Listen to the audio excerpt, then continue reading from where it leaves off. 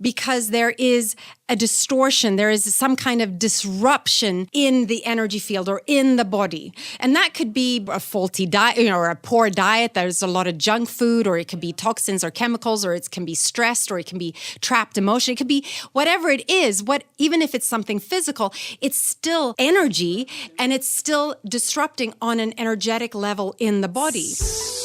Welcome to Reclamation, the podcast where conversations meet practical insights, guiding you through the maze of behavioral science to empower better public health outcomes. With a passion for bridging the gap between medicine, psychology, and sociology, Tabo brings a unique perspective to every episode. Get ready to reclaim your understanding of health and behavior. This is Reclamation. Welcome to another episode of Reclamation Podcast. You know how we really struggle with eating and staying healthy and having balanced meals. So today I have with me an expert, I would say, nutritional expert, maybe. I don't know. She'll actually tell us what she is, but she's somebody who is so passionate about nutrition, wellness, and medicine in general. And I'm so happy to have her here. She's Kim Otobi, the founder, the director of Umoyo Natural Health. Welcome on the show. So good to finally have you. Thank you so much, Tabo. It's I'm excited to be here. It's going to be fun. Yes. So tell us, nutrition, like why nutrition? Why does that matter to you? I've always been interested in nutrition. Early on in my life, I didn't allow myself to explore it because I thought, well, that's not a proper job.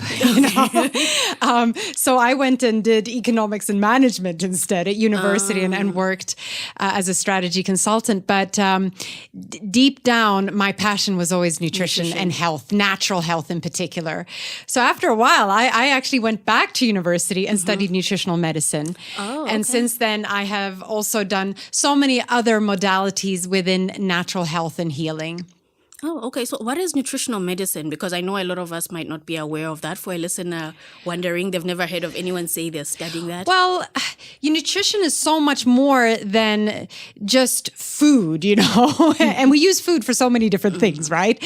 Yes, a lot of people think, I just need to fill my belly, or we're using food to celebrate something, celebrate a birthday, or we use food to suppress emotions, or we use food in so many different ways. But food is actually medicine. It's like Hippocrates said, that food be thy medicine. Yeah. And we forget that it has all these healing properties as well to it. It's the foundation of a lot of our physical health. That is true, because actually a lot of our pharmacological medication that we use, the commercial one, stems from the natural, organic, correct me if I'm wrong, but the plants and things that are found in nature. Absolutely. You're absolutely correct. But nutrition is that foundation. It's providing your body with all the building blocks that it needs. Obviously, things like fats and carbohydrates and protein, the macronutrients. But in addition to that, you also have all the micronutrients, these smaller things like vitamins and minerals, antioxidants, all the phytonutrients that you find in plants and so on, that are essential for the proper functioning of the body, essential for producing hormones or chemical reactions that happen in the body. So it's the foundation. If you don't have that, it doesn't matter all these medicinal qualities, whether it's from the food or from herbs or for pharmaceuticals. There's only so much they can do if you don't have that foundation. So I'm wondering, just out of curiosity, so if we had an ideal situation where we have all the nutrients our body could get in the perfect level and perfect amounts, do you think we'd be able to avoid a lot of the diseases we see nowadays, the common ones? 100%. It's a very, very strong element to that, because a lot of the diseases that we see today are chronic illnesses. These are not infectious diseases anymore, right? Yes, like true. hypertension or diabetes. These are caused by diet and lifestyle factors. And all these chronic diseases have one thing in common, and that is inflammation. And inflammation in our body is very much dependent on what we're eating. However, I will say this, that health is, a lot of the time, especially when we're looking at nutrition, we're looking at very physical things. And when we talk about health, a lot of the time we talk about physical health. Okay, diabetes, it's something to do with the physical body. Hypertension is something to do with the physical body. But we are not just our physical body. We're right? much more than that. We are so much more than that. And sometimes the challenge is that we approach it purely from a physical point. Exactly. Yeah. And that works because, for instance, nutrition is very powerful and we can do a lot of good there. But if we want to speed up the process and get full healing, full health, optimize our health, we got to look at ourselves as the total being that we actually are, which is, yes, the physical health, but also the emotional health, the mental health, spiritual health. And when we bring that together, that's when we can really talk about true health. Yes. Because you can look at something purely from the physical view, but perhaps, and you can do everything right. I'm sure you've heard of people who've can't believe she got cancer. I mean, she was so healthy. She did everything. She exercised. Exactly. She did everything right. She exercised. She ate right. well. She managed her stress, all these things. But how could she get sick? Yeah. Well, we have to then look at other factors. Perhaps it was on an emotional level. Perhaps there was a lot of resentment that hadn't been dealt with in the body. That would affect you on a physical level as well. And that's why I'm saying you got to look at the totality of who we are as human beings. Well, that's actually, I think it's a perspective a lot of us don't actually think of, and that's very insightful. Yeah, because I have a headache. My head hurts. Oh, I take a tablet for my headache. And we don't go beneath the surface. Root cause to say, okay, where is this actually stemming from? Exactly. How can I nip it in the bud before it actually... Going to the root cause, but not just the physical root cause. There may be other factors on a more mental, emotional level as well that we should consider. Okay. Yeah. So listening to your explanation, I'm wondering, would you say you're more of a holistic advocate when you look at holistic health of a person? Would you identify as that? Yes, absolutely. I recognize the importance of looking at the body in the body and the mind and emotion, spiritual aspect in its totality, because also this more and more science is showing us that quantum physics in particular, we're energy, right? Yeah. Everything is energy. This desk here, it's energy. My body, it's just energy vibrating at different frequencies. So and everything happens on an energetic level before we see it as something physical. So we can actually influence things quicker if we go to the energy part of it, and if we look at how does disease manifest, disease manifests because there is a distortion, there is some kind of disruption in the energy field or in the body, and that could be a faulty diet, or a poor diet. There's a lot of junk food, or it can be toxins or chemicals, or it can be stressed, or it can be trapped emotion. It could be whatever it is. Even if it's something physical, it's still energy, and it's still disrupting on an energetic level in the body. So let's say you have eaten a lot of junk food, or you have a toxin in your body, a chemical perhaps. Maybe it's a food additive. Now, if that is in your body, it will have its own unique energy vibration. And that then affects the optimal vibration of your body. Yeah. And that will distort then perhaps the operations of certain things or organs in your body. And therefore, your body will not then be able to operate optimally. So the way to really look at health and healing is that we want to remove all that disruption. We want to remove all that distortion so that the body can go and do what the body does best, and that's heal itself, But because we eat all these crappy foods and we have so much stress and we carry a lot of negativity, when we focus on all the negative stuff and whatever it may be, we make it so difficult for our body to heal itself, or to be be healthy. We're putting all these spanners in the work, Wow. So really it starts with removing all these disruptions that make it so difficult for the body to just be naturally healthy, be naturally strong. That's our natural state of being. So healing and overcoming illness is really aligning ourselves back to our blueprint, which is health. Yeah, we are meant to be healthy. As somebody coming from a background of clinical medicine, I actually love your explanation right now. You have broken down pathology for me right now. And I really wish somebody had started with that the very first day of class and explained so much about how the disruption of the body function actually causes disease. Well, if you look at how does healing happen in the body, if you break your arm, okay, we can go to the doctor and we set the arm, but who does the healing? Yeah. Does the doctor do the healing? No. And it's the body heals itself. It knows what to do. We just have to create an environment for it to flourish and do its best. Exactly. And that is true for whatever type of medicine you practice. Yeah. Wow. That's interesting. And going back, you talked about, for example, taking something with preservatives or additives. I know how Moyo is known for natural foods. What are some of the benefits of just having foods in their natural form as compared to the processed and the, Yeah, no, great question. I mean, how did God intend our foods to be? It's how we find it in its natural form. That's when it's going to be at its healthiest. So what happens when we start processing food? Firstly, what happens is that we start removing a lot of elements in the food that we need, that are good for us. So if we're looking at when we process corn into milli meal, we remove a lot of the fiber. And when we do that, we also remove a lot of the minerals. Now we don't get that in our diet, Yeah. When we eat Shima, I mean, that's such a big part of our diet. And now we've removed so much of the healthy elements. If we look at other processed foods, so we've removed some of the good stuff, but then the actual processing will actually destroy whatever good is still in there. So for instance, if that processing applies a lot of heat, that heat will destroy a lot of the vitamins. Yeah. It can denature some of the protein. Heat also damages a lot of the antioxidants, these phytonutrients that occur in plant-based foods. Heat will destroy that. So the more something is processed, the more we also destroy what is left in the food. And then, like that wasn't enough, because the processing will reduce the taste, the appeal of the food.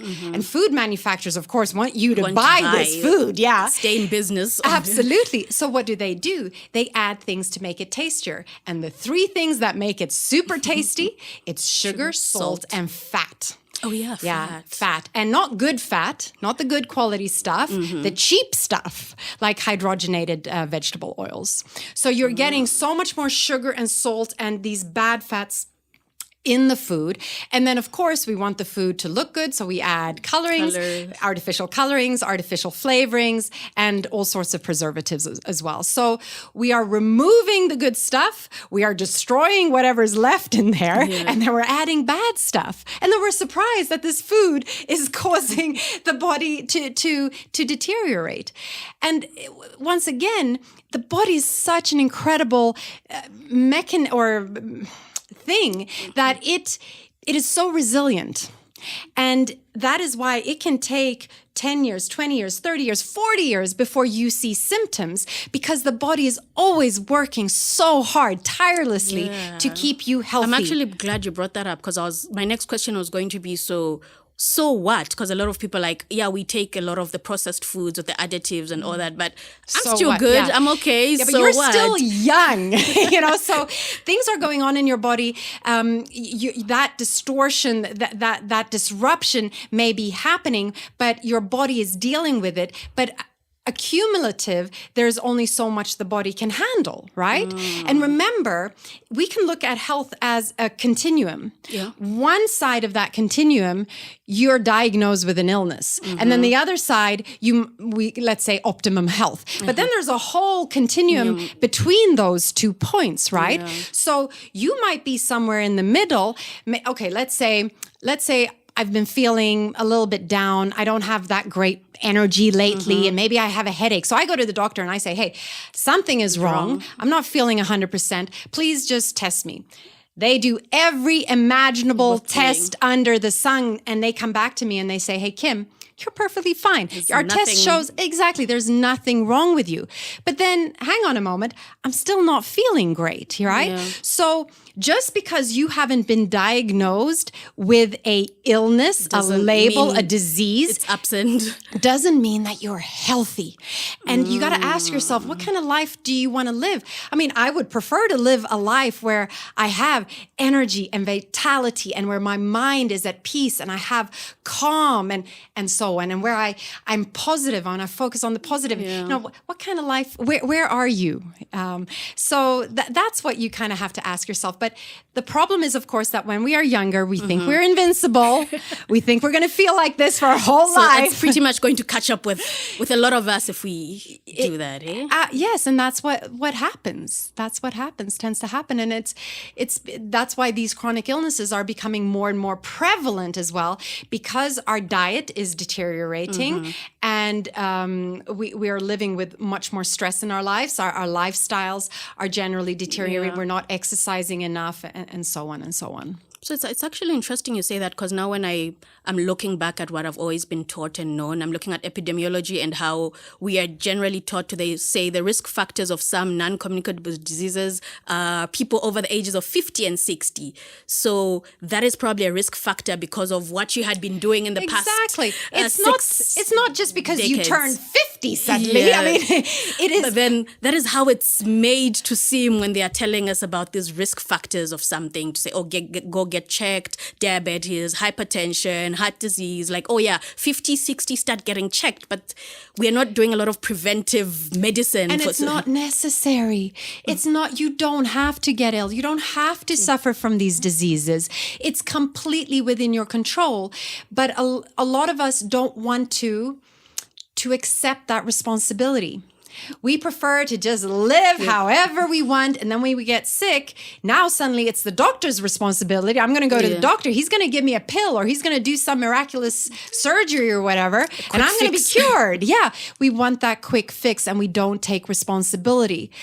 And so a lot of it, if we want to be healthy, we have to take on that responsibility, and we have to recognize and be interested in how our choices actually affect our health, because they do. And you're making those choices every single day. And one thing I always keep saying, even in the previous episodes, is how I'm guessing a lot of our habits that we keep indulging in and fail to stop, it's because we're not actually seeing the repercussions right there and then, as you have explained with the eating healthy from the get-go. The repercussions of not doing that is something that you only manifest in the next 30, 40 years from now. So you don't really have that intrinsic motivation to keep going. Yes, in terms of disease, but you can still feel it. I don't know if you've ever experienced a very simple example would be you drink a little bit too much alcohol. Yeah. How do you feel the next day? It's going to affect you. The same could happen if you eat a little bit too much sugar. You're going to feel it. Or if you don't get enough sleep, or if you're very stressed, you'll even feel it the very next day. But when we are living like that all the time, we forget. We don't remember how good we can actually feel. Yeah. We accept what has become our norm.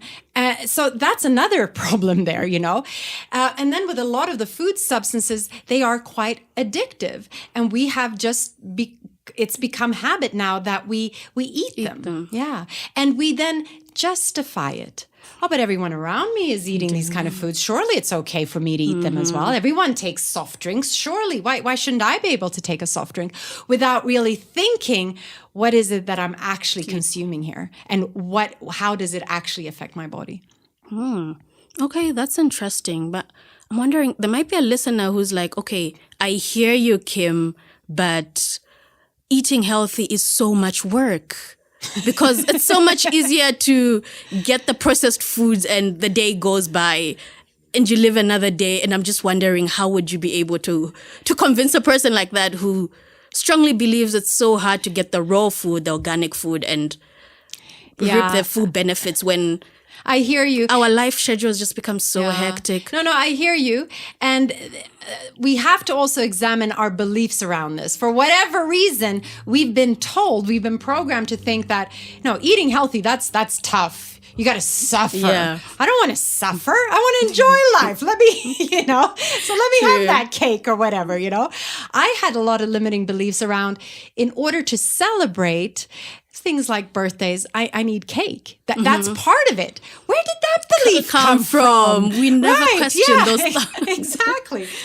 But the thing is also that it's not one or the other necessarily. Generally speaking, what really matters is what you do 80% of the time. Nobody's going to be perfect. Nobody's going to have the perfect diet. Yeah, that will be probably quite challenging. But what are you doing 80% of the time? And whatever choices you have in front of you, are you making the healthier choice? It might not be the healthiest, but it's the better option. Exactly. So you always have choice in every moment. And what I find is when we start making slightly healthier choices, that helps us, that kind of builds that muscle. That helps us then make healthier choices going forward. And then you start feeling better. And then you start wanting to make healthier choices. Exactly. So for instance, for like me, I move my body a lot. I do exercise because I feel good. It's not a chore. I'm not forcing myself to do it.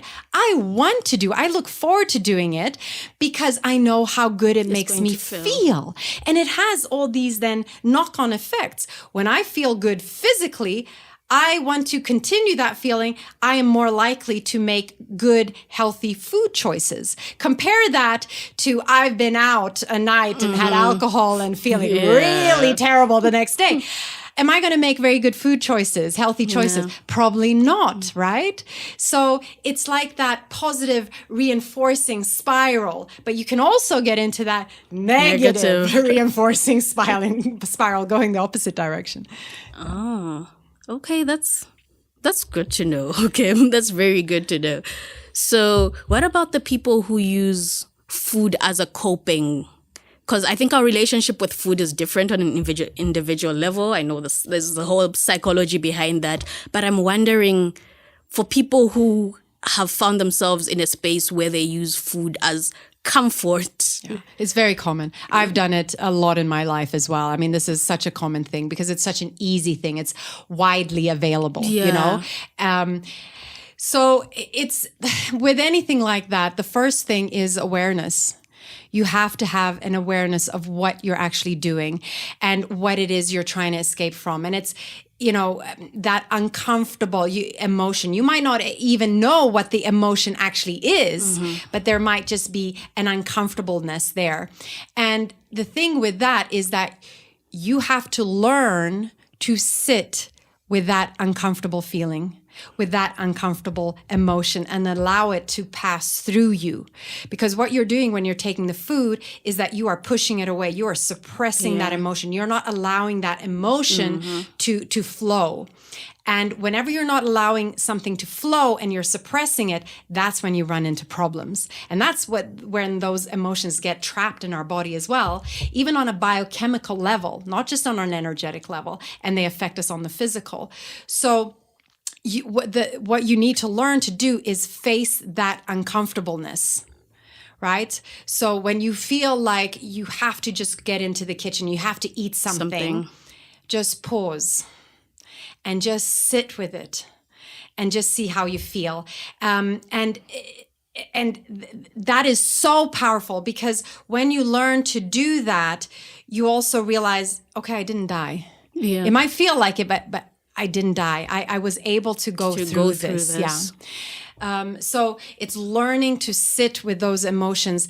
And it's not just food that we use to deal with our emotions. Yeah. It could be anything really. Addicted to our phones or watching trashy television or binge watching show. Netflix or alcohol or whatever it is. We have our own ways of doing it. So for anybody listening, maybe it's not food for you specifically. For me, it was sugar. It might be something else, but it's when you get that urge, it's sitting with it. and allowing, like I said, those emotions to flow through you. And also realizing that you are not the emotion. You are not your thoughts, taking a step back from it, becoming an observer, noticing what is happening, like with a curious mind. Oh my gosh, I'm feeling like this. And, so taking a step back so that you don't identify so much with that emotion or that thought pattern, because it ain't you. It's not you. Definitely isn't. Yeah. Okay. That's good, because that's similar to what I tell a lot of my clients in therapy as well. So it's good to hear that we can actually use those techniques and life skills into other aspects of our lives as well. Yeah, and maybe in the beginning, it distracting yourself with other things also helps. Ultimately, you have to sit with your emotions. You have to learn how to do that. But in the meantime, as you're learning to do that, it's a process. You start with the small, because I always advise my clients, start with the smaller emotions and then build up. Try to sit with the small ones, and eventually you'll be able to sit through the harder emotions that you. But let's say you're a binge eater. You eat a lot of a large quantity of food at a time. Then yes, sitting with emotions, but you might not be doing that very well from day one, right? So you can also have other coping mechanisms that are more positive. So you can distract yourself, go take a cold shower, call a friend, start journaling. Have a few things that you can do to distract yourself, and then perhaps also help you bring attention to what's actually going on. Because a lot of people, when they have these uncomfortable feelings and things, they don't know why or where or how it can come out of nowhere. So also bringing some attention and mindfulness to that to try and uncover it. But it all starts with awareness. Yeah, it does. Like once you know, then you can actually work towards it. So now I'm wondering a lot of us are raising children, and sometimes the children are not in control of what they eat. We, the adults, have the knowledge and can actually work towards the knowledge to achieve the goal that we want to do when it comes to eating healthy and staying healthy. But then with children, how do you do that? Because I just noticed that you have an organization that is actually targeted on nutrition benefits for children and trying to help as many Zambian children as possible to eat healthy. Can you tell us about that? Okay, so absolutely. And I think it's such a big question, and there are kind of two aspects to it. One is like, okay, I've got children. What do I do with my children? When they want sugar, what do I do with them? So that's one aspect. But then you have the aspect of, underprivileged kids here in Zambia who just don't get quality nutrition. And it affects you on such a profound level, mentally, cognitive, your ability to reason and think and for the brain to develop properly, as well as also your physical body, how your physical body develops. I mean, stunting is a huge problem. It is. Yeah, physically and cognitively in the mind, right? And it's so important, therefore, that kids are getting the nutrition that they actually need, fundamentally need, that foundation so that the body can grow and thrive, and so that they really can fulfill their potential as they grow.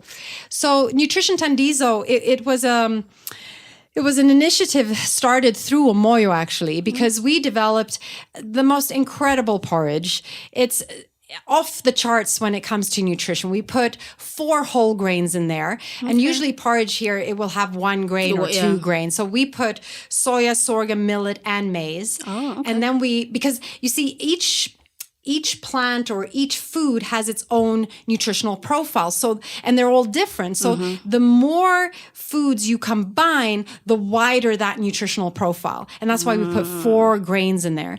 And then we took Zambia's 2 superfoods, moringa and baobab, both super nutritious, highly nutritious, and we put that in there. And then we also, just to be sure, fortified the porridge with 17 vitamins and minerals. So in terms of nutrition, it's just such a powerhouse. So it gives you all the macro nutrients that you need, as well as all those micronutrients.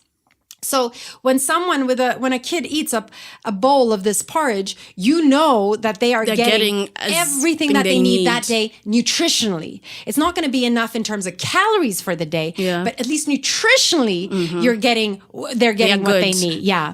But so we developed this porridge at Omoyo, and you can buy it in any supermarket these days. Okay. But of course, it wouldn't reach the really underprivileged. You know, some kids in some schools and perhaps orphanages as well. And that's why we started Nutrition Tandizo, a not-for-profit organization, where we deliver this porridge in 25-kilo bags to some of these organizations and institutions. And we're actively looking for people who are interested to support it and come in and help us with this initiative, perhaps through sponsorship. So if there's a organization out there who want to maybe take on a school, then we can supply this highly, highly nutritious porridge to make sure that nutritionally these kids get everything that they need. That is very important work you're doing. Very, very important. Like, thank you for doing that. Like, so much. We need that. And I hope more people are also pushed and inspired to actually do that, because I think we look at empowering children and the future generation and concentrate on the school but we don't look to say, okay,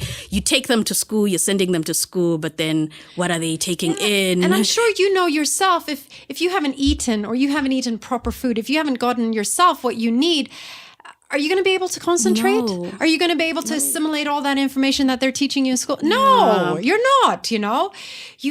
We in this life, we have this physical body, and we have no choice but to look after this physical body. That is the foundation. Wow, beautiful. So for someone who's wondering, how can they get the porridge? Like, if they are within the urban... just reach out to Omoyo. Reach out to Omoyo, or you can go online to nutritiontandizo.com. But reach out to Omoyo and we'll put you in touch with the right person. Wow. Thank you so much. So how, any social medias? Actually, before we get there, is there any question you wish I had asked? No, one kind of top tip for someone who might be listening and thinking, you know what, I need to sort myself out, like health-wise, is I would just say, don't try and do everything at once. Yeah. Really don't. And we get so excited. We're like, okay, this is it. Yeah, high on the motivation. Especially if it's New Year's Eve, you know? Yeah. We want to do everything. We want to change our diet. We're going to cut the alcohol. We're going to stop smoking. We're going to cut the sugar. And we're going to start exercising. And we're going to start whatever it is, you know? But when we try and do too much at once, it becomes a little bit overwhelming. And it's so much better to just focus on one thing. And the more we do that one thing, it becomes a habit. And then after a while, it just becomes who we are. Now it's just like, we're just not, I identify as a person who doesn't drink soft drinks. It's just who I am, you know? It has become part of my identity. And the thing with identity is that once something becomes part of your identity, it is very important to us to stay true to who we believe we are. So I would recommend just take one thing at a time. Identify perhaps what is the thing that maybe has the greatest negative impact in your life at the moment. Identify what that is. Is it alcohol? Yeah. Is it the sugar consumption? Is it that you're smoking? Is it perhaps that you have a lot of stress? Or is it that you have a lot of negativity around you? Yeah. Or maybe it's that you currently don't feel that you have a purpose in your life. Whatever it is, start with that. Right? Don't try and do everything at once. Don't try and be Mr. or Mrs. Perfect, you know, one step at a time. Yeah. And the thing is, once you fail and struggle while you're trying to be everything and be a superhero, the chances of you having the motivation to want to try again is just, it's harder because of your history of failure. And I'm sure I certainly have done this. Maybe, I don't know if you can relate to this, but like I'll say, okay, this is what I'm going to do. I'm going to have this incredibly healthy diet. I'm not going to eat sugar. Yeah. And then on day 2, I eat sugar. I'm like, well, I might as well give up now. I've failed. Yes. And that's how a lot of us keep going back. You make 2 steps forward and you're 1 step back. Okay, I'll start next Monday instead. Next Monday. Somehow want it to be perfect. Like, okay, I'll start on the 1st of the next month. Yeah, even that. Yeah. So be kind to yourself as well. Perfection is just, it's never going to happen. So be kind. Know that there are going to be some setbacks and just take one step at a time. And as long as you're moving in the right direction, you're doing really, really well. Wow. Thank you so much for sharing this. I think it's a conversation a lot of people do not really have. We just, eat healthy, but we don't actually talk about the root cause of why are people eating the way they are and what are the benefits of actually eating healthy. So I'm glad you took the time to come here and share this very important message with us. And how can people find you if they're listening to this conversation, they love what they heard and they would like to connect, have a conversation, work with you? Yeah, no, and thank you for inviting me. It's been such a pleasure. So yeah, obviously Umoyo Natural Health, and you can find Umoyo on all social media platforms, and please visit our shops. And, we have so many beautiful, healthy, quality, natural products now that you can also find in all the supermarkets across Zambia. Our different drinks, baobab juice, red passion, immuno boost, our porridge we were talking about, our peanut butter and so on. And now all our herbal teas, which I'm so proud of. So obviously Umoyo, but also, I am passionate in my own right as an individual when it comes to talking about mindset and overcoming limiting beliefs and how we can really fulfill our potential. So if anyone is more interested in that kind of things, then just find me on social media, Kim Ought to Be. Instagram, TikTok, and Facebook, Kim Ought to Be. And if you don't know how to spell that, I'll definitely share the link on the show notes, but yeah. Or just Google Kim and Umoyo and my last name and it should definitely show up. Yeah. Exactly. Yeah. Thank you so much. So that was Kim Otobi, the founder and director of Umoyo Natural Health. We had a very lovely conversation. We looked at the importance of eating healthy, even if you think you might not reap the benefits immediately. And overall, she wrapped up by talking about how it's important to make any small progress. Start small, build up, and you actually get there. Messy progress, as I always say. It's progress, even if it's messy. Thank you so much for tuning in. Till next time. Thank you for joining me till the very end. In the world of behavioral science, every ending is just the beginning of something new. Please remember to subscribe, leave a comment, and stay tuned for more adventures in behavioral science as we continue our journey towards a healthier, more informed decision making. Until then, stay curious, stay vigilant, stay healthy. This is Tabo Lukato Hadunka signing off from Reclamation. Actually very important, because after you're able to recognize and label your emotions, you understand how certain emotions trigger the unhealthy behaviors. Welcome to Reclamation, the podcast where conversations meet practical insights, guiding you through the maze of behavioral science to empower better public health outcomes. With a passion for bridging the gap between medicine, psychology, and sociology, Tabo brings a unique perspective to every episode. Get ready to reclaim your understanding of health and behavior. This is Reclamation. How many goals have you set in your life that you actually have not seen through? Health goals in this context, obviously. How many times have you told yourself you're going to eat better, you're going to eat more greens and more proteins, you're going to cut down on specific maybe meals or portions or type of food? How many times have you told yourself you're going to maybe reduce on your substance intake, which could be the alcohol, the smoking, the tobacco? How many times have you told yourself you're going to work out more? How many times have you actually set a goal of wanting to do this and hoping you would achieve it, but then you somehow do not? I have been in similar situations so many times. I have found myself indulging in behavior I wouldn't want to, or struggling to indulge in a behavior that I actually really want to because I know the benefit that it has. But for some reason, I just wouldn't. And at the time, I wish I had knowledge on CBT, and that's what I want to talk to you about. So welcome to today's episode. If you really want to understand how you can break that vicious cycle of setting goals and never seeing them through, I feel like this episode will really help you, because an understanding of CBT has helped me personally in my life, and it has helped so many of my clients in psychotherapy as well. So when we talk about CBT, we're talking about cognitive behavior therapy. So cognitive behavior therapy has what we know as the CBT triangle, which is also known as the cognitive triangle. So this is a core concept of cognitive behavior therapy that illustrates the interconnectedness of your thoughts, your feelings, and your behavior. So when we're looking at cognitive behavior therapy, this is a type of psychotherapy that it focuses on identifying and changing your negative thought patterns and behaviors. So it's a belief that your thoughts and your feelings and behaviors are interconnected. So by changing negative thoughts and behaviors, we can improve on our emotional well-being, on our overall mental health, and hence actually get the desired behavior that we seek. And that is what I would want each and every person to actually have some basic understanding of.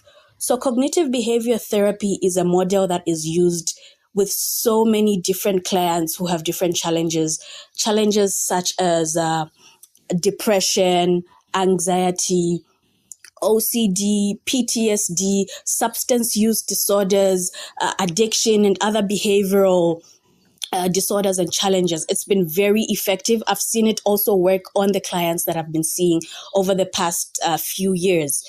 So with cognitive behavior therapy, as I said, we use the CBT triangle. So your thoughts, a triangle has three sides, right? Three sides and three angles. So we can imagine a triangle with one angle at the top and two at the bottom. The top one being the thoughts, the next one at the bottom being feelings, and the next one also at the same level as the feelings being your behavior. So basically what you think, what thoughts you have running in your mind have an impact and contribute to and lead to you feeling a certain type of way. And when you feel a certain type of way after thinking, you then decide to indulge in a certain behavior or not indulge in a behavior at all. So when you understand this, you're able to understand how your thoughts and how your feelings actually affect the behavior, and you're able to manipulate this. So when we look at understanding CBT and how it can work for you, you need to first start by identifying and challenging your thoughts. So this means identifying and challenging the negative thoughts. You can do this by being more aware of the thoughts. A lot of the times we are not aware of what we actually think. Sometimes we see ourselves doing something and behaving in a certain way, and we don't actually go back the path and see what led to that. But with cognitive behavior therapy, that is where it now comes in to say, okay, why are you behaving like this? Because you felt this way. Why did you feel this way? Because you thought in this way. So if you could start by identifying your thoughts, what is it that you actually think of? What thoughts or negative thoughts are holding you back? For example, somebody might think they have this thought that I can't handle stress without smoking. Like every single time I am stressed, I have to smoke. I have to take a cigarette. I have to take some weed. I have to maybe drink, a shot of something really alcoholic and strong. That is a thought. But then cognitive restructuring is a core component of CBT, and it involves identifying and challenging those distorted thought patterns. Because you look at the thought that you have and ask yourself to say, is this thought actually a fact? Where did this thought come from? Where does it stem from? These thought patterns are referred to as cognitive distortions, and they can actually contribute to emotional distress and also maladaptive behaviors. So the goal of cognitive restructuring is to replace these negative thoughts with more balanced and realistic ones. So you tell yourself to say, I cannot handle stress without smoking. I cannot handle stress without eating the chocolate. Imagine you're trying to cut down on your calories and you have this thought that you can't handle stress. So you look back and actually question that thought. It's not a fact. So why do you have it? Then that way you can actually change it. I am stressed, but I can handle it in another alternative way. And that is what we do with cognitive restructuring. So for me, when it came to taking my medication, I had told myself that taking a pill every single day was so much work. But then I sat down and realized to say, no, but why did I actually think it's so much work? Because taking one pill takes less than a minute of my time.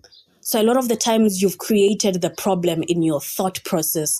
And at no point do we ever say eating food every single day is so exhausting.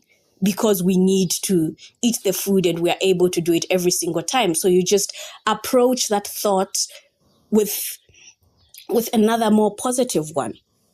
So it's easy to do this sometimes because you're not always aware of your thoughts by keeping a thought diary. And that's why I always encourage a lot of the clients I see, I always encourage everybody who is having such challenges to keep a thought diary, record your thoughts, record what you're actually thinking. That way you can go back to them and actually question them.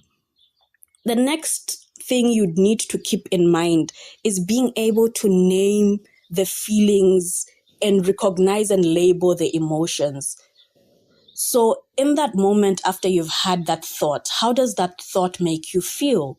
Do you feel worthless? Do you feel stressed? Do you feel anxious? Do you feel sad? It's so much easier to deal with something if you put a label on it and know what you're actually dealing with. So how do you manage those emotions? You understand the triggers. You understand what has actually led me to feeling this way. It's because of this particular thought. What has made me feel sad? What has made me feel really angry? What has made me feel frustrated? And all the other emotions and feelings you can think of. Identify the triggers, and that way you can easily cut out the triggers if it's through a thought or if it's something that has happened that has led you to think in a certain way and that has led you to now feel what it is you are feeling. So emotional regulation is also actually very important because after you're able to recognize and label your emotions, you understand how certain emotions trigger the unhealthy behaviors. And you're able to then develop the strategies you need to cope with these emotions in a much healthier way. Because a lot of the unhealthy habits we have, it's an attempt to cope with that trigger, that negative emotion that stemmed from a negative thought. So we have now looked at how our thoughts, which was the top of the triangle, lead to our emotions and our feelings. Now we can go and look at how the emotions and your feelings actually then lead to the behavior. So the third point would be you understanding how to modify your unhealthy behaviors.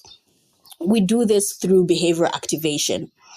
So behavioral activation is a CBT technique that focuses on increasing engagement in positive and meaningful activities. So it's particularly effective in treating conditions such as depression, because you're not able to. A common sign of depression is you losing interest and not being able to engage in the activities you want to. So you might not be able to have the zeal to prepare the healthy meals you used to, or to be able to work out and go to the gym the way you used to. And we use a lot of behavioral activation with people with this challenge. So it helps you break the cycle of inactivity and the negative mood. So the idea is that by engaging in activities that bring pleasure or a sense of accomplishment, individuals can improve their mood and their overall well-being. So behavioral activation is very, very key, because then you're able to understand what feelings led you to that particular behavior. You feel stressed at that point, and then you decided to walk to your closest shop and get a cigarette or get a bottle of alcohol to indulge in.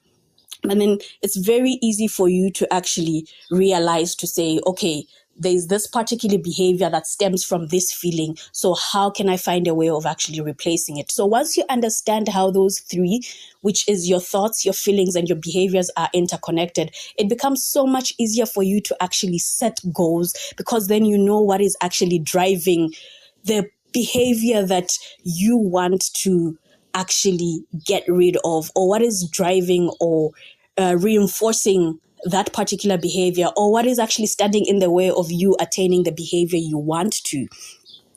So after you understand this, it's very important to actually set realistic goals and monitor your progress. So a lot of the times we have goals that I want to, like, oh, my goal this year is just to stop smoking. My goal this year is to work out more. My goal this year is to actually make sure that I take my medication, is it for diabetes or hypertension or HIV, correctly and consistently and adhere to it.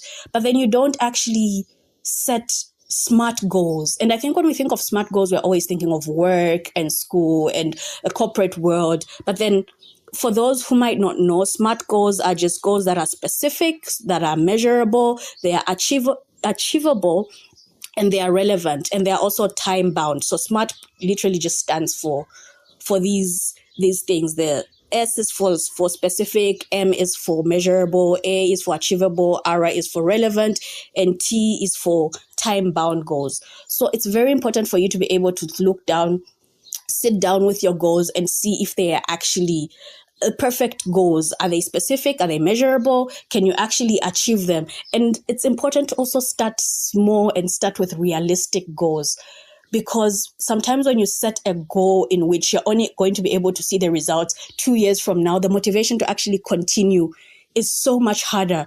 It's so much easier for you to set a goal and say, my goal is for me to be able to just skip rope every day for the next 10 days. You know, to say ultimately what you want to do is to be able to do that every single day for the rest of your life. But start small.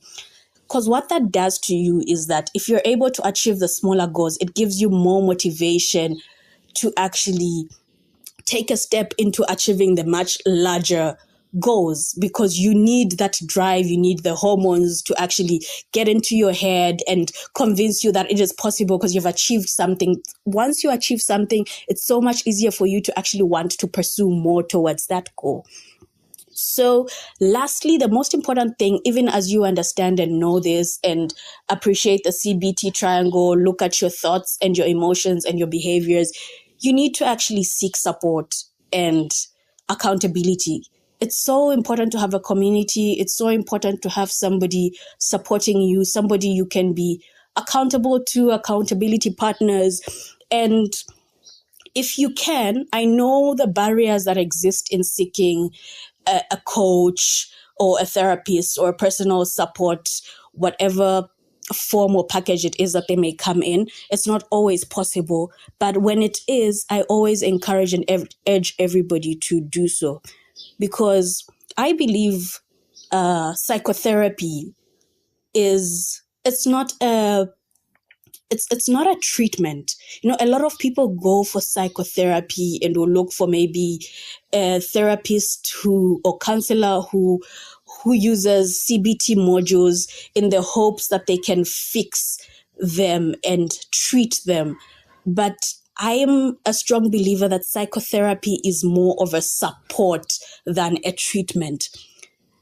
I say this because you are the one who is in the driver's seat of your life, and what the person is doing is just supporting you as you drive to the destination that you're trying to get to, by helping you be more aware, by watching from the outside and seeing, opening you up to perspectives of your life, of your feelings, your emotions, your motivation that you might not have been able to actually see on yourself on your own, because you're the one in that situation. And that is what psychotherapy is. It's support. It's also providing you with the necessary tools that you might need after you've been aware of something. You've been made aware of yourself and your feelings and emotions and your actions.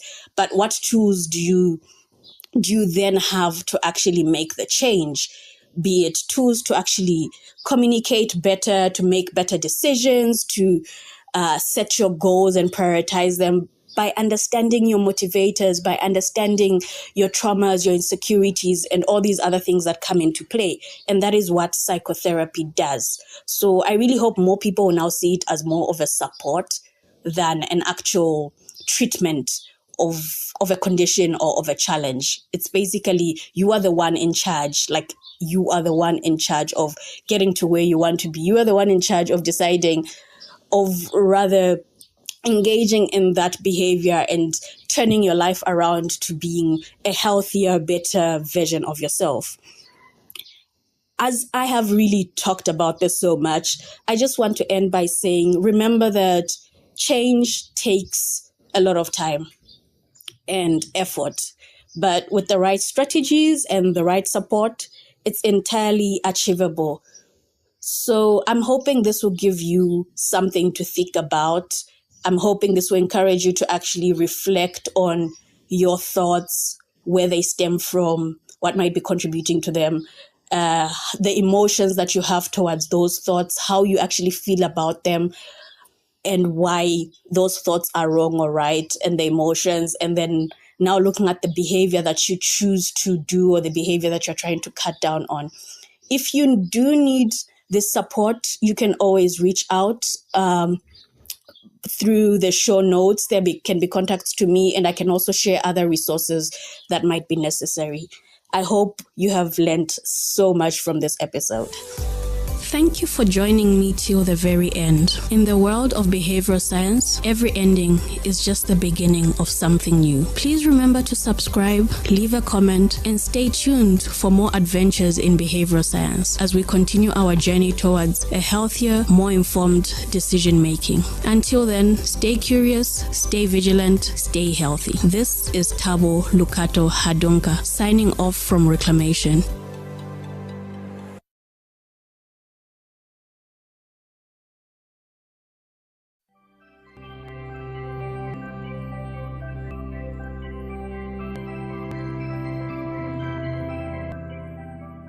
When I was making, I didn't sit down and say, okay, I'm going to do. I was just trying things. So after I tried the weight products, after I tried different things, I was like, okay, why don't I try things that are going to help improve my mental health as well as my physical health? Welcome to Reclamation, the podcast where conversations meet practical insights in you through the maze of behavioral science to empower health outcomes. With a passion bridging the gap between medicine, psychology, and sociology, Tabo brings a unique perspective to every episode. Get ready to reclaim your understanding of health and behavior. This is Reclamation. Welcome to another episode. This week's episode of Reclamation. I am so excited here because I have a lovely lady seated in front of me that I haven't seen in almost 2 years. It should be 2 years, and she's amazing. She's looking awesome. I actually wish this year so that you guys could actually see her. But yes, I have Namatama Luwinda, who is a medical licensed psychiatrist. She's a weight loss coach, and she's a mental health activist. She's amongst the most, she's probably the most influential mental health activist we have in Zambia. Welcome, Namatama, welcome. Thank you, Tao. Those vibes, I'm even feeling shy. Energy. Can you match my energy? I'm failing to talk now. So yeah, thank you for taking the time to come here. I know you've been so busy. I've been reaching out for a while and you're not feeling well, but yeah, I'm glad you took the time to come here. Thank you for having me. It's a pleasure. So you've been doing so well. Your body's looking good. Thank you. Yeah, so tell us about that. Where do I start? What happened? Because the last time I saw you, you were still just as pretty, but you were slightly bigger. Yeah. Yeah, so I lost weight. Okay, so when I was bigger, I experienced a lot of body shaming. And many people think that's what motivated me to lose weight. Oh, it isn't? No. So I thought so too. Okay. No, not at all. The body shaming didn't bring anything positive to me, really. It didn't, because initially the weight gain came, I would say, due to depression. Well, that's what my psychiatrist said when I just started gaining weight in 2020. It was because of the depression. And so the body shaming just made the depression worse, which made the weight gain even worse. So my motivation for losing weight was the love that I developed for myself.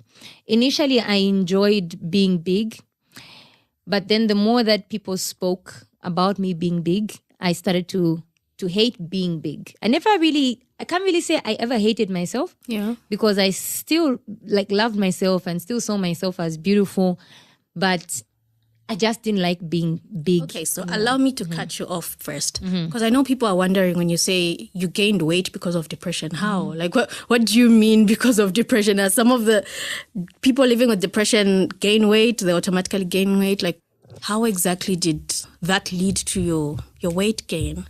So there are different factors that may lead to people with depression gaining weight. Although what we see most of the time is people losing weight, right? So when you are living with depression, especially if it's clinical depression, it can have an effect on your metabolism. It can have an effect on your appetite. So it can either make you eat way less or eat way more. And in other instances, the person may not even be eating that much, but because their metabolism is so slow, they end up gaining weight from even the little that they eat. Okay, that makes sense. So what do you think happened to you? Were you eating more, or was your metabolism just messed up? I think it started with my metabolism being messed up because initially I wasn't really like a foodie like that. Yeah. But then the more depressed I became, I started stress eating. And I would like anytime that I would be sad, I would go for milkshakes. And for me, that was therapeutic. And I even used to just It was an escape, eh? Yes. Yeah. So I didn't realize that those milkshakes were adding. Yes. So due to the weight gain, I started developing physical health complications. So I had borderline high cholesterol. I was even diagnosed with hyperthyroidism at some point.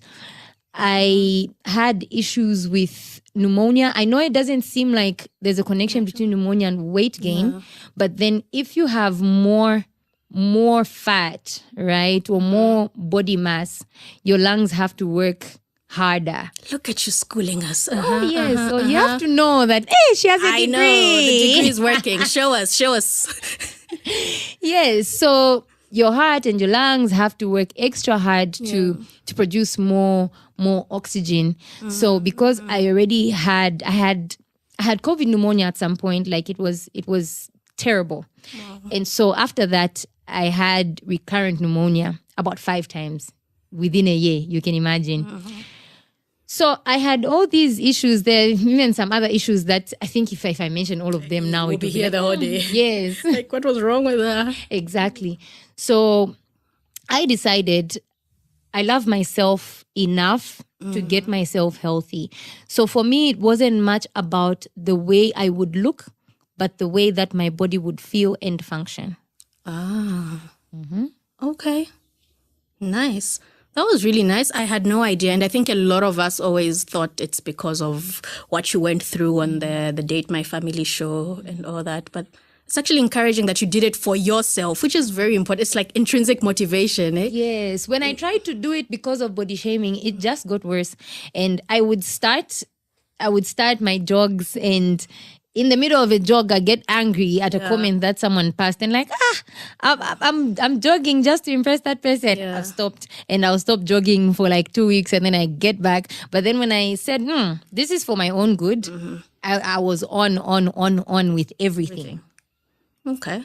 So I know we always say motivation really isn't enough to keep you going a lot of times, but would you say doing it for the right reasons helped, like the intrinsic motivation because you were the one who actually wanted it and not validation from other people? Did that help you stay consistent with the journey when you decided this is what you wanted to do now? Definitely. Because as with all things, I mean, if you choose, for example, a university program for yourself, right? No matter how hard it is, you wake up to study. Yeah. But if it's your parents that chose it for you, you will not have the discipline to do it, to keep going. But then because I did it for myself, I actually enjoyed the process, and I'm still enjoying the process. I'm still making the summer body. You ain't like nothing I thought we're yet. Bridged. No. Okay. Yeah. Megan Thee Stallion vibes. You're getting there. Wow. Okay, that's actually interesting to hear. But what other ways have you managed to stay consistent, especially because you were still dealing with your mental challenges, your mental illness, you still had your depression that you had to live with. So how have you managed to stay consistent? How did you manage to stay consistent? How much have you lost? I don't remember the last time I checked my weight, but the last time I checked my weight, I think that was like a month ago. I was at 60 kgs and my starting weight was 87. Over 20 kgs? Yes. Okay, so you need to tell us. So how did you stay? Kgs. Yeah. So how did you actually stay consistent even when, because I know when you're living with depression, sometimes you just do not feel like engaging in any activity, even if you actually know the benefit and understand it. That's why I always keep repeating and saying today, it's one thing to know, but it's like the gap between the knowledge and the action. How are you making sure? Because I know you needed to do a lot of lifestyle modification with the working out, the diet. How did you go about that whilst you managing your depression? So on the aspect of health, right? The mental health aspect was also a huge factor. So when I was making my plan, it actually wasn't like I didn't sit down and say, okay, these are the things that I'm going to do. I was just trying different things. So after I tried the weight loss products, after I tried different things, I was like, okay, why don't I try things that are going to help improve my mental health as well as my physical health, you know? Yeah. So I know that exercise is one of those things. So whenever I would feel lazy, I still have those days when I feel lazy. And I tell myself, you'll feel better after this, you know? A jog a day keeps the depression away. Like the hardest part about anything is starting. So I always just get myself to start. And even when I skip, because I'm human, you know, we are bound to fall short of the glory of God and ourselves anyway. So even on the days when I don't necessarily do what I'm supposed to do, I do a mini version of it.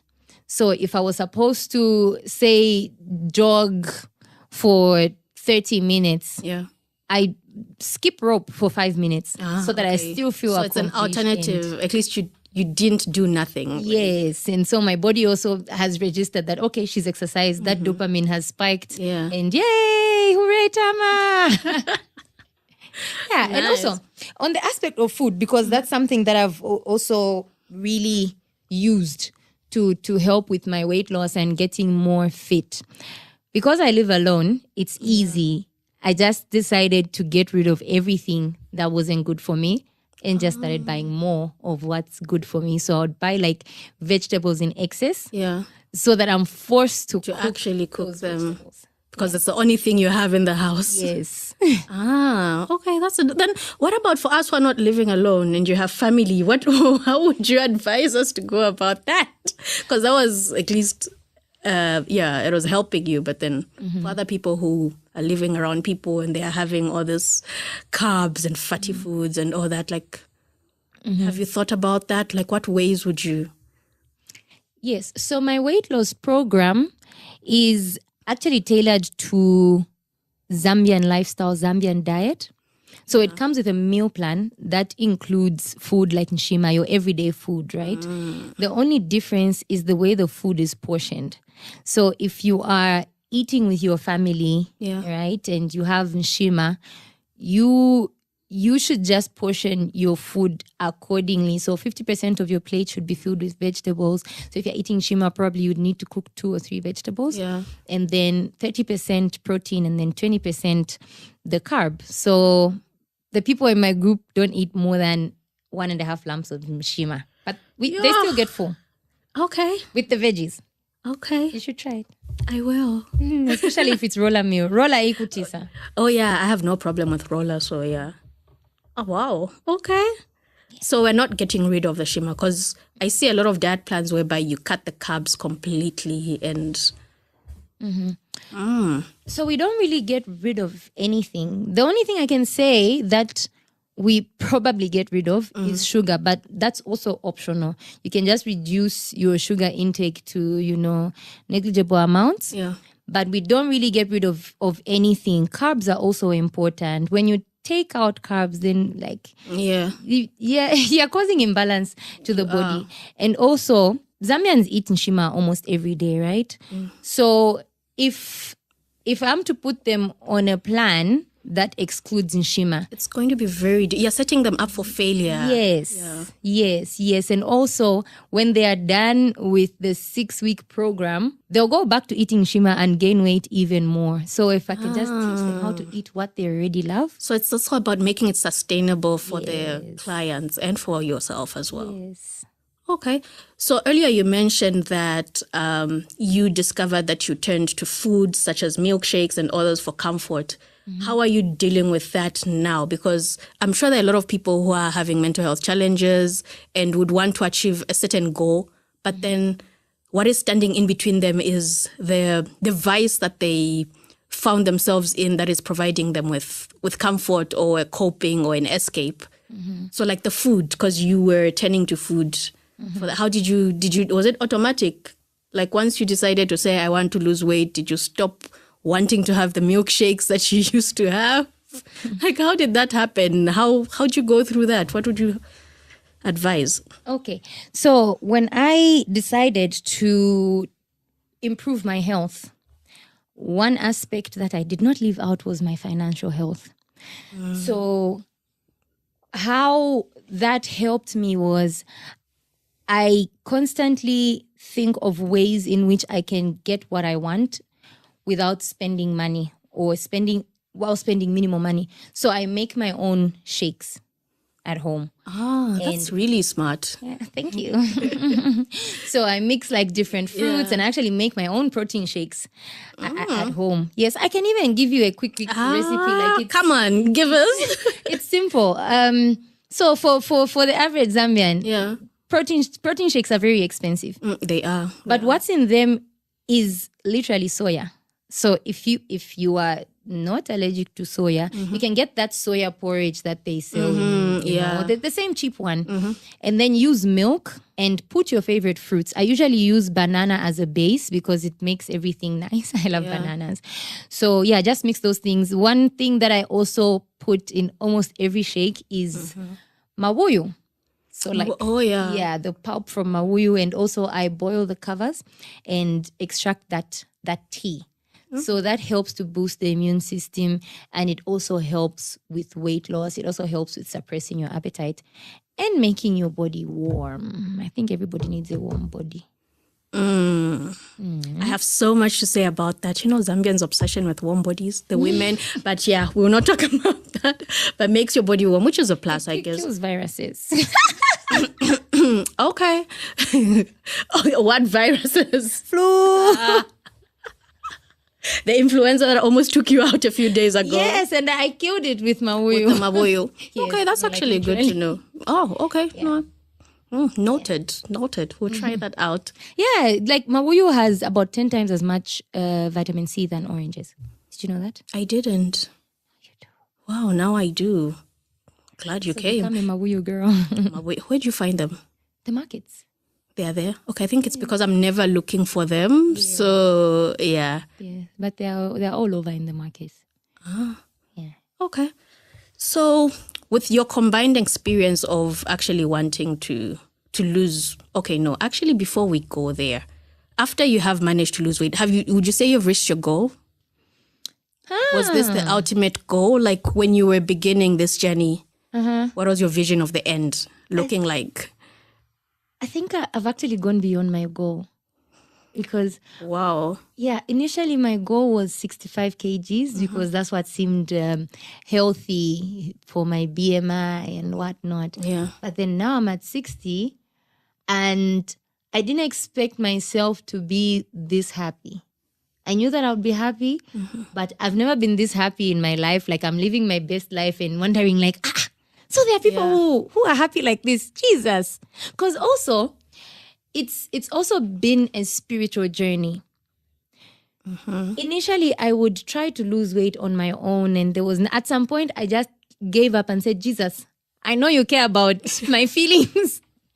So please help me to get healthy. I know that, you are Jehovah Rapha. You are the healer. So even when I feel like I can't do it, please, you help me do it, So through this journey, I've also really gotten closer to God, especially because most of the people around me were body shamers. Like even the people that I thought I could run to were just not there. So it was an issue of, okay, it's just me and God, because even when I would say, guys, you see me next year, you won't be able to touch me.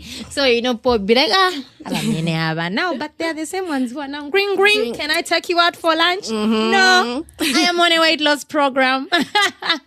Yeah, speaking of that, how do you navigate that? Because it's easy when you have control over your environment at home, but then, yeah, like dates, how are you making your orders of food? Because these are things that are around us and you've set a goal that you want to do this. At home, it's all good because you're in control. But then there are times where you go out, maybe you even visit another town for a weekend or the whole week. And how do you go about that when you're forced to actually have to order food and not be the one to prepare it?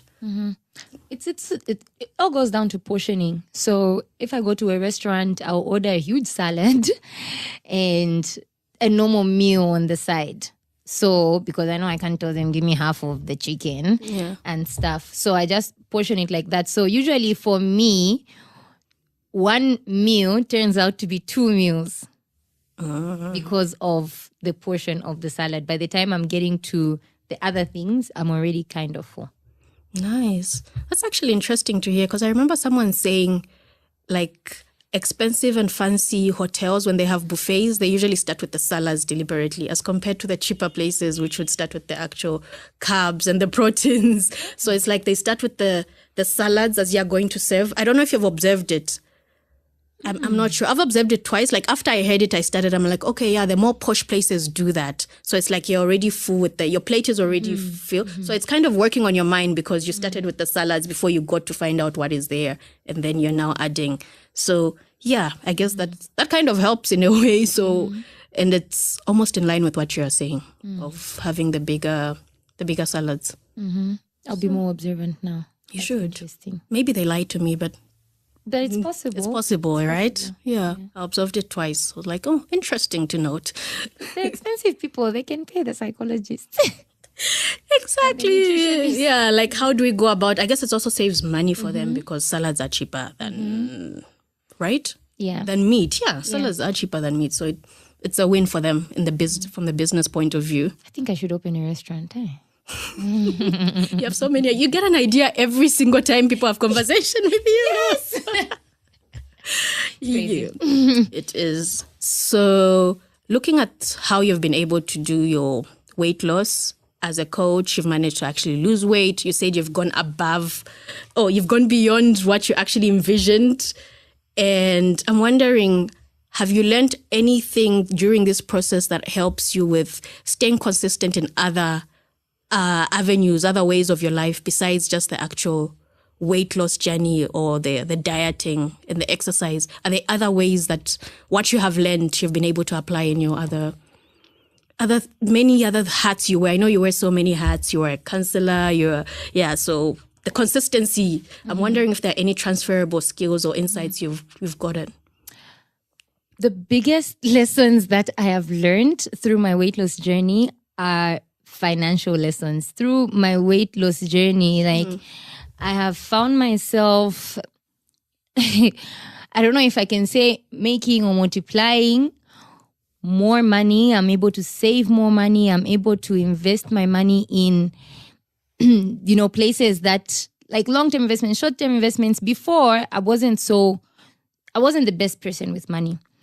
I didn't really believe, I used to save, but just like, no more saving, piggy bank, 1 to 100 day challenges.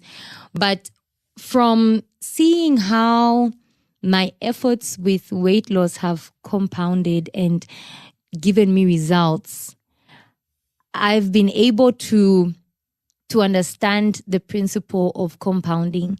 I used to have difficulties understanding money. That was the most difficult topic for me.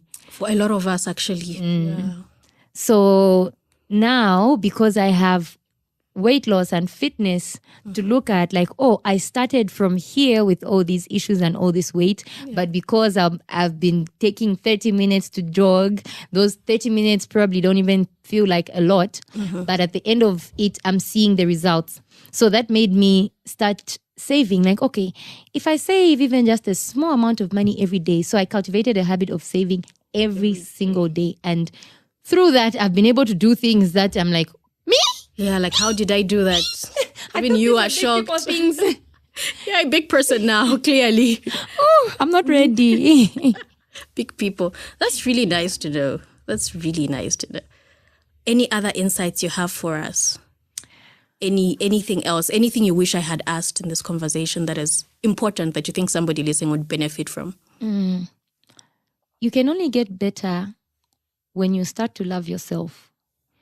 And when I talk about self-love, I'm not talking about going to the spa or having a skincare routine. I'm talking about loving yourself enough to be disciplined. Discipline is also a form of self-love because you are investing in your future self.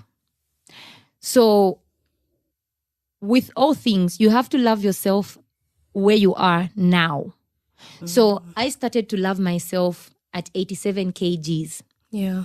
And told myself I'm going to get this I love this 87 kg body and I'm going to get it to 65 because I love it. And because I love it, I'm going to stress it until it does what I want it to do. Wow. So yeah, love yourself enough to put yourself through pain that's going to pay off later. Wow. That's actually that's so wise. Ish, I feel like I've just, hey guys. You're powerful, eh? Wisdom will kill me one day. It will. It actually will. I was thinking of asking something and it's just, I've lost my train of thought. Your wisdom just confused me. I swear your wisdom confused me. I hope you're going to cut that out. Like I really had something in mind. Anyway, how many more minutes? Okay, so that's very, very insightful. And if somebody's out there listening to you and saying, okay, she just has so much to give and they want to tap into that, how do they get a hold of you? Okay, so my socials, Namatama Luwinda, Tama Luwinda. Wherever you just see Namatama, mental health, you just type in my name, something mental health will come. I don't think we are many Namatama Luwindas. Nah. Maybe the other ones are doing other things. Also, my number is 0777 003 153. So if you would like to join the weight loss, like my weight loss program is actually very affordable. And that was the point. Like I wanted to give Zambians an affordable option. We have no excuse now. Yes. So for 100 kwacha, you have unlimited coaching. You get a weight loss guide and you get a meal plan. And also you get mental health coaching. Yeah. Yes, because that is very important. Yes. So every day we do an exercise that helps to improve our mental health as well in just 100 kwacha. That really sounds like a bargain. And thank you for doing that because I know it takes a lot to take from your time and your effort, your mental bundles to actually pour into other people. I'm so happy that you're doing this and making a change in people's lives. Thank you. Yeah. Thank you so much for having spare the time to come here. Thank you so much. I really appreciate it. So yeah, that was Namatama Luwinda. Shared so much information on how she's able to stay consistent in her weight loss journey, how she's able to portion her foods in order to achieve the goals that she actually wants to do. Her socials will be shared on the podcast description, show notes. Until next time. Bye. Bye. Thank you for joining me till the very end. In the world of behavioral science, every ending is just the beginning of something new. Please remember to subscribe, leave a comment, and stay tuned for more adventures in behavioral science as we continue our journey towards a healthier, more informed decision making. Until then, stay curious, stay vigilant, stay healthy. This is Tabo Lukato Hadunka signing off from Reclamation.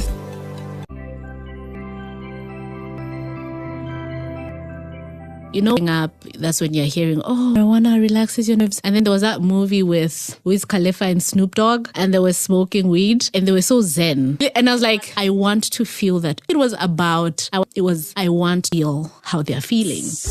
Welcome to Reclamation, a podcast where conversations meet practical insight in you through the maze of science to empower better health outcomes. With a passion for bridging the gap between medicine, psychology, and sociology, Tabo brings a unique perspective episode. Get ready, claim your understanding of health and behavior. This is Reclamation. Hello and welcome to this week's episode of Reclamation. On today's episode, we have a special guest. Special because she's somebody so deep in my heart. She's somebody I've known for years. Like, since when did we meet?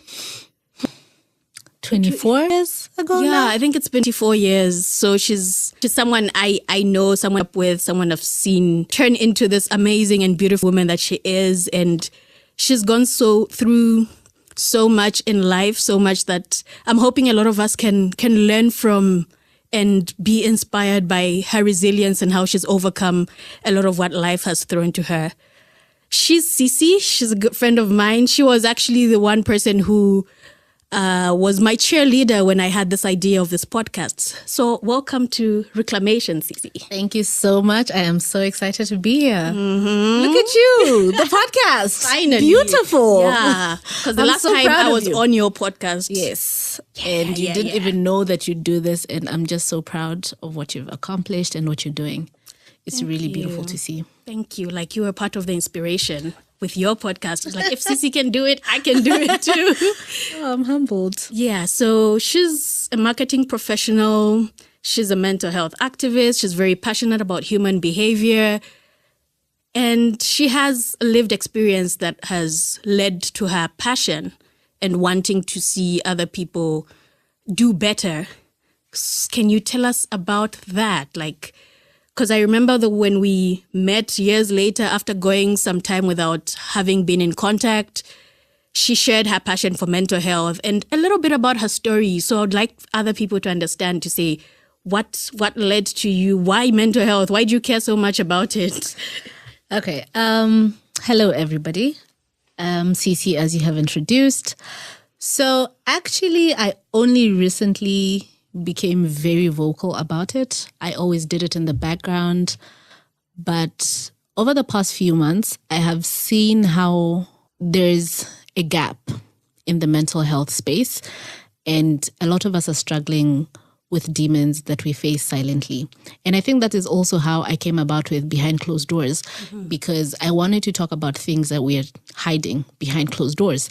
So how did mental health come about? From as early as I can remember, I think 14, I would always be overcome with this overwhelming sadness, right? And I never really understood what it was. And obviously you can't share to anyone to say, oh, I'm sad, because everybody gets sad. And then obviously I attributed it to maybe so much that had been going on in my life.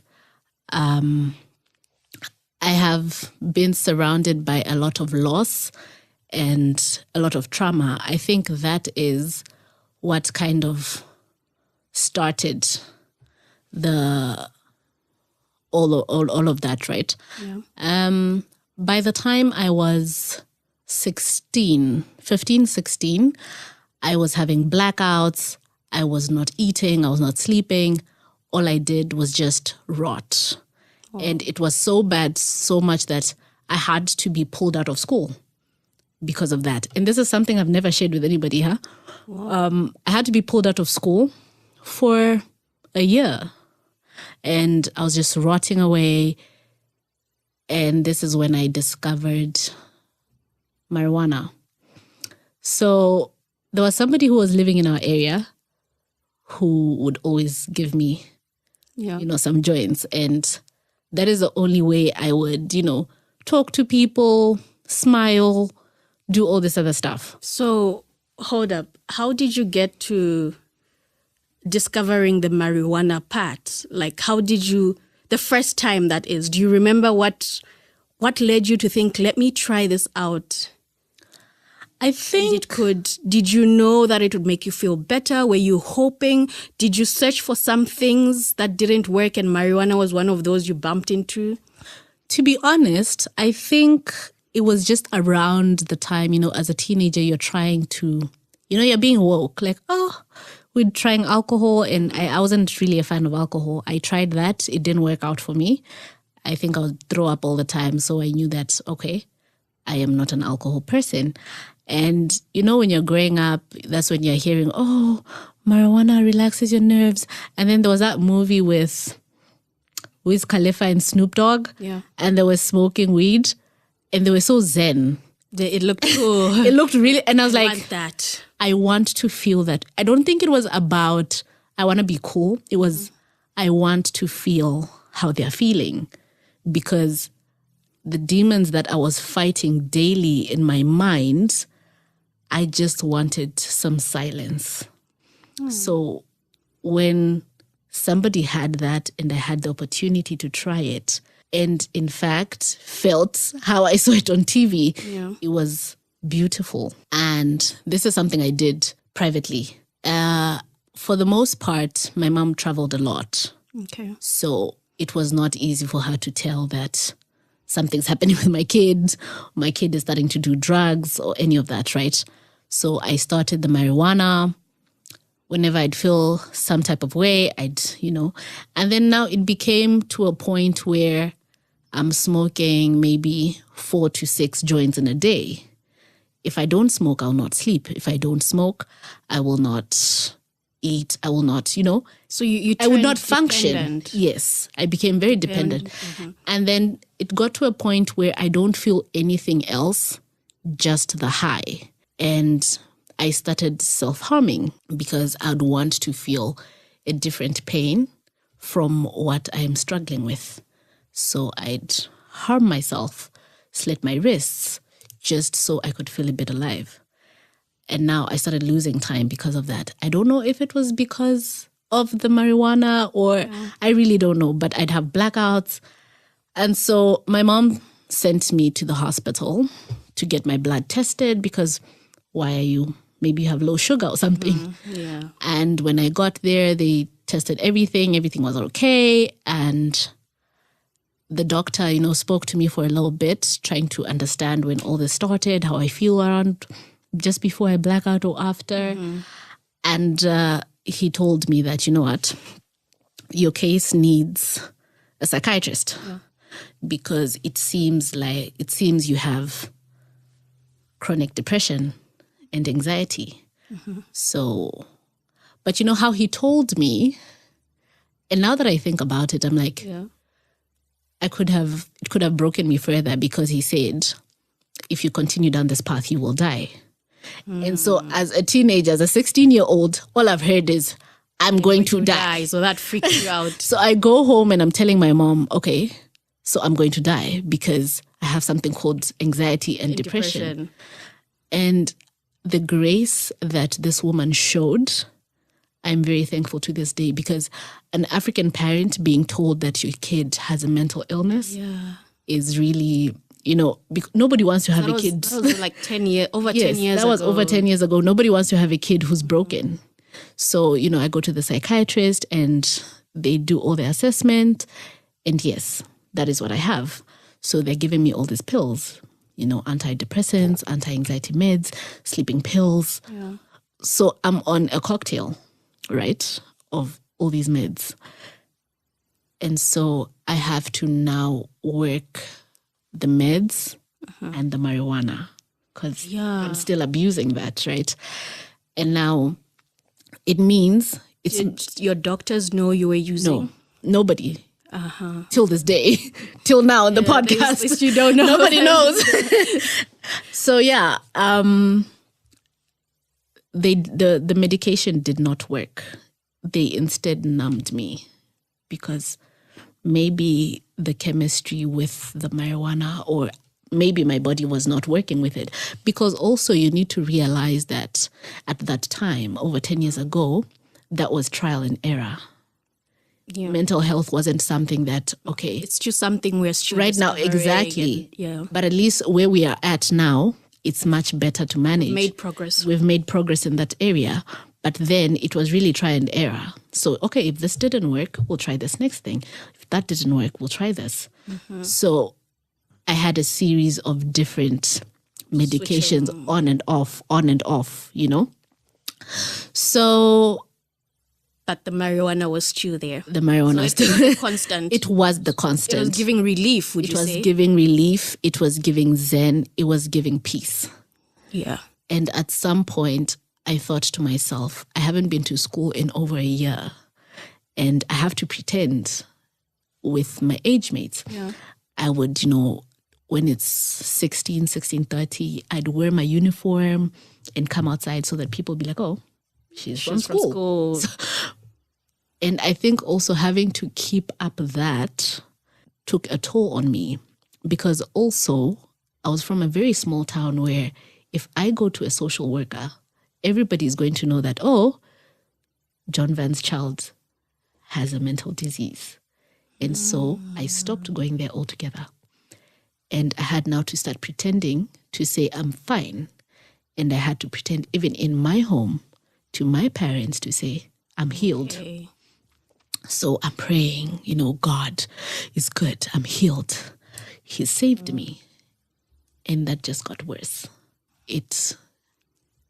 I think it's been an on and off thing from then to now in recent time, where I'm old enough to say, you know what, I can't rely on my parents to take care of me anymore because I'm an adult now. So I have to make the informed decision. I have to stand to say, this is not the life I want for myself anymore. So the therapist that I dreaded, I started going. And it was so bad that now in my adult years, living alone, I would just rot in my home and nobody knows. I just shut from the outside world. I don't eat. I don't bathe. I don't sleep. I just cry. And you're living like a grouch. And it took so much to say, I can't do this anymore. Because then you have suicidal thoughts and now you attempt suicide. And then God is faithful. By some miracle, you survive, right? And then after that, I said to myself, I can't do this anymore. I need to be better. No one is coming to save me. I have to save myself. And so I start the work. I see the therapist. I tried yoga. Yoga was nice, but that didn't last. I think I was lazy. I'm a very lazy person. I'm a very lazy person. And at some point I was like, I can't do this anymore. How long did you try the yoga for? I think close to 6 months, hey? Okay. But do you say during that 6 months, how was your marijuana intake? At that point, so after the attempted suicide, right, I stopped because then I said I need to change my life. Okay. So I changed my apartment. I just changed everything. Yeah, so how exactly did you manage to stop, since it's something that you had been doing for some time? It was hard. I will not lie. It was really hard. And also having to do it in secret was also the hardest thing, because when I'm around, I mean, I've known you 24 years and you didn't know this. Yeah. So I have to be a person who doesn't smoke. But it's something that I do so much. And it started with reducing the number of times I do it in a day and trying to substitute. And then I substituted it with buying heels. Okay. I'm really obsessed with shoes. Yes, you are. I've seen your shoe rack. Makes sense. Every time I'd be sad, I'd go to the mall and get a pair of heels. And then, that high. But then also, that was getting too obsessive. I mean, you've seen my shoe rack. It's not healthy. So I needed to find something to replace the marijuana, which I replaced with the heels, to replace the heels. So I started yoga. Okay. So the yoga, it worked for a few months, but I didn't have the commitment for it. And so I relapsed again. And Relapsed to the heels or to the marijuana? I just relapsed to depression, to rotting. Yeah. So I was rotting away. I was not taking care of myself. Were you getting any help? At the time, no. Okay. And it was so bad that I just didn't see the meaning of being alive. At some point, I said a prayer to God and I said, you know what? Just take my life now. I tried it myself. It didn't work out. Yeah. Maybe if you do it, call me back, And I think after that prayer, I felt how sad that was, because you shouldn't get to a place where you're praying to die, Yeah. It was at that point that I said, I need help. And I opened up to my partner at the time and I said, okay, this is something I'm struggling with. This is something that I'm dealing with. And this is something that I have been dealing with for a very long time. And I need help. And he gave me grace. We tried to go to Chainama. And, but then still I had that thing of, how are people going to see me that I was locked in a mental institution, right? There's so much stigma around that. There's so much stigma around that. So I found a new therapist. Yeah. We started doing the work. We started the medications. And it did work. It started to work. And then because I struggled so much, I decided there could be somebody who is walking this path that I'm walking. Let me speak about it. And that is how I began to speak about mental health. But then in a third person. Yeah. I spoke about it in the third person. I started the podcast. Yeah. And we had all these guests talking about different things. And eventually, I think one time, you and I actually had a conversation. And you're telling me that, Cece, you need to own your story. And you're telling me a story about you.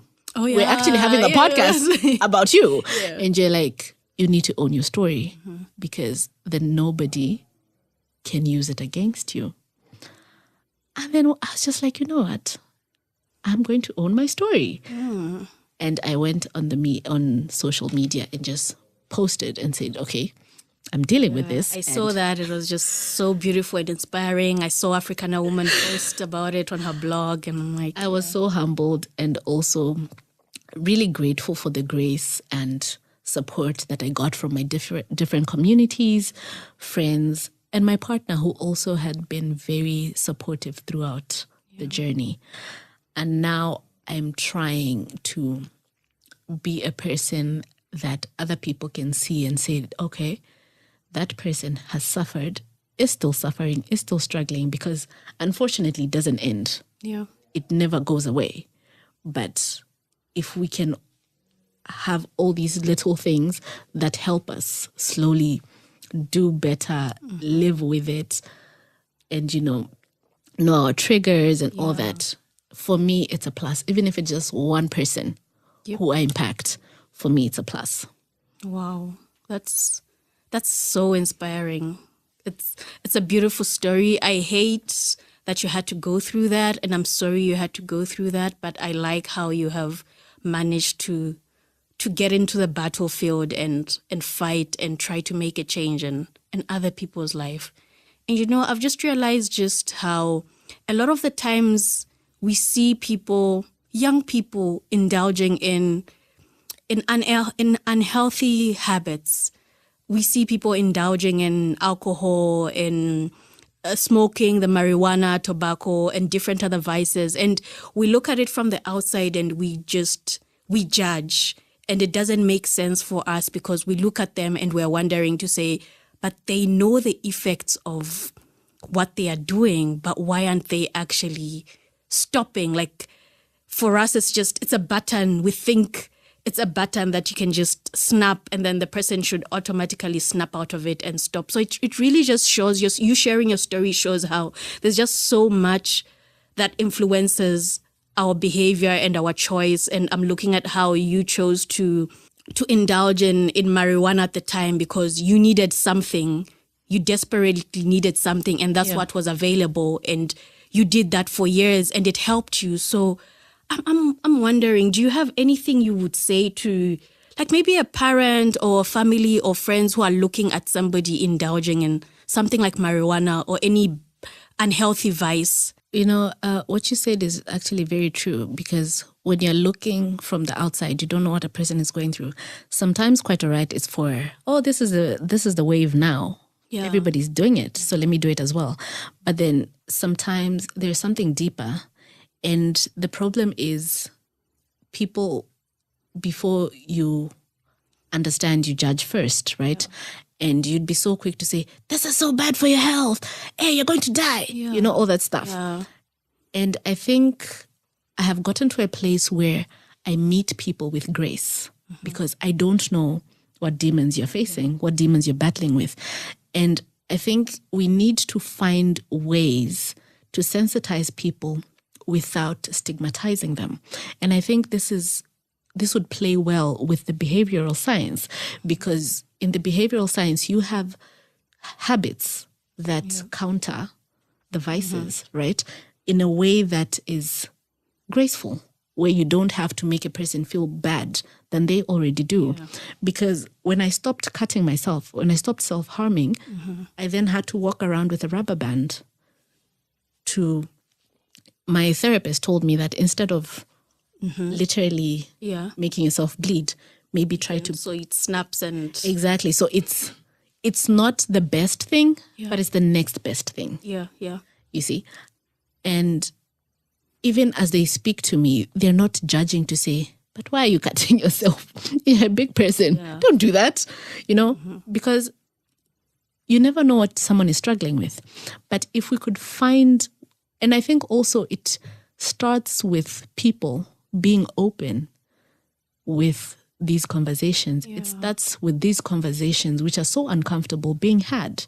And I'm so proud of you for sharing and starting this conversation with your story. Like it's you being vulnerable to the world, and hopefully we can tap into that and learn so much. So, yeah. Thank you. Well, we're on the right path, I guess. Yes, I think we're starting to get there. And I've seen that there's a lot of people now who are advocating for mental health. But then there's still people who are still stigmatizing, which is very shocking. But then also I have come to realize that people hide what's inside by, mocking other things.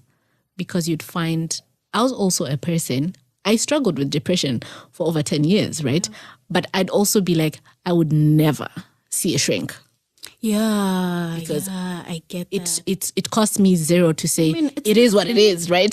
It's the same thing with even Chainama. Like, people know to say, you can see a therapist there, but then the thought of, okay, I drop off and I walk to Chainama, how is everybody going to... That's the thing.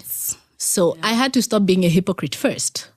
So all of us have to stop being hypocrites first if we want to see the change, because we can't see change if we're not doing something ourselves. Yeah. You know that thing I'm starting with the man in the mirror? You can't tell your neighbor before you fix yourself. Yeah. So if we're not having these conversations, if we're not spreading the awareness, if we're not educating people, because other people genuinely just don't understand. True. Others, it's really just negligence. You know what I mean?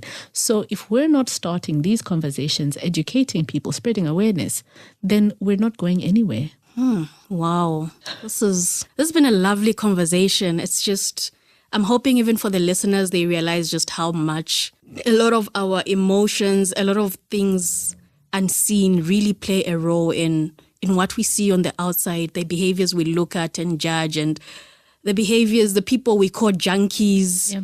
There's just so much more, and sometimes it's not just about the educating of the people, as I always say, to say you can't really keep telling somebody to say this is bad, because the help they need might not be them knowing the negative of what they're indulging in, but it might be much deeper than that. So I'm happy you brought this. It's been an insightful conversation. It's lovely. Thank you so much for sharing this story on Reclamation. Thank you so much for having me here. Yeah, so any last words? It's funny because I tell other people that, and then now you're like, what am I I think meet people with grace, because you never know what people are dealing with and what people are constantly having to battle with. So no matter how you feel you would have acted differently in a situation, meet people with grace. Wow. That's powerful. That's lovely. She says meet people with grace. I hope this week we will try to look at the people we've been looking at and judging, and try to extend some grace towards them, even as we form a picture of who we think they are or might be. That's a very powerful thing. Thank you so much for that, Chonga. Thank you so much, I'm so happy for being here. Thank you so much. Yeah. So that was Sisi. She shared her story of how mental health affected her behavior, how she ended up taking marijuana, and how that was an escape from the depression that she was living with and that she has been living with. And it's been a very insightful conversation. And I think it leaves us with so much to reflect on. So much. We all have people who have behaviors we don't really understand. We're trying to make sense of. We probably even shout at them and judge them for that and don't understand why they're doing it. But maybe this is the time to question if there might be some hidden force behind why they are doing what they are doing.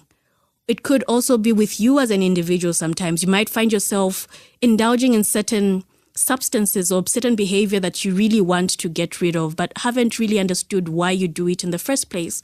So this could be a moment to reflect on that. So yeah, that's the end of the episode. Thank you so much for listening. Please do subscribe, share it with somebody who might be inspired by this lovely story. Thank you for joining me till the very end. In the world of behavioral science, every ending is just the beginning of something new. Please remember to subscribe, leave a comment, and stay tuned for more adventures in behavioral science as we continue our journey towards a healthier, more informed decision making. Until then, stay curious, stay vigilant, stay healthy. This is Tabo Lukato Hadonka signing off from Reclamation.